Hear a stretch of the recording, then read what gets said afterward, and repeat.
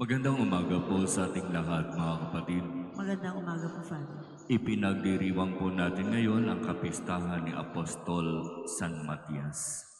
Alam nating lahat ang napakagandang kwento ng kanyang buhay paglilingkod. Hindi siya napabilang doon sa tinatawag na 12 apostol. Hindi siya kabilang doon sa inner circle of Jesus. Siya ay naririyan bilang tagasunod. Pero kahit na hindi siya napili para maging bahagi ng 12, nariyan pa rin siya, nagsisikap pa rin siya na makasunod at makapaglingkod sa ating Panginoon.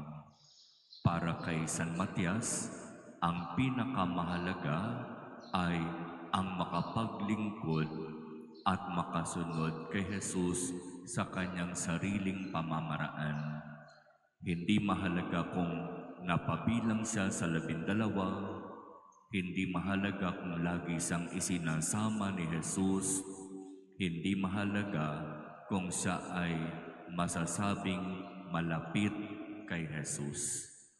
Alam ni Matias ang kanyang ginagawa at malinaw sa kanya, ginagawa niya ang lahat bilang pagsunod at paglilingkod sa Diyos. Kaya naman, nung dumating ang oras para siya ay maging bahagi ng 12, ito ay isang napakalaking biyaya para sa kanya. Kasi di ba si Judas Iscariote ay napahiwalay at tuluyan ng nawala. Kaya kailangan kumpletuhin ang 12 at ayon sa unang pagbasa mula sa mga gawa ng mga apostol, kinakailangang punan ang pwesto na iniwan ni Judas Iscariote. Kaya sila na 11 apostol ay nagdasal, nagnilay, at humingi ng tulong at biyaya mula sa Diyos. At sinasabi dito sa unang pagbasa, sila ay nagsapalaran, nagpalabunutan.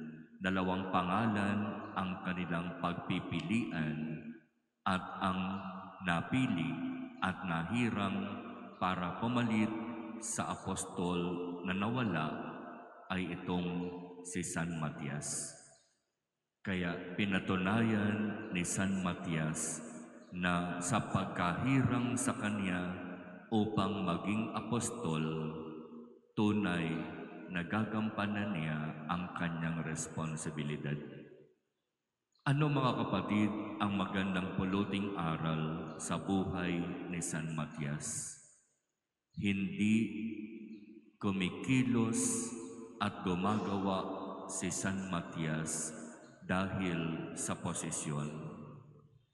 Para sa kanya, may posisyon o wala, nariyan ako para kay Jesus. Kaya naman nakita ng Diyos itong katapatan sa puso ni Matias at siya ang hinirang para maging kahalili ni Judas Iscariote. Ang katapatan, ang katotohanan sa ating pagsunod at paglilingkod sa Diyos. May posisyon o wala, iyan ang hinahanap sa atin ng ating Panginoon.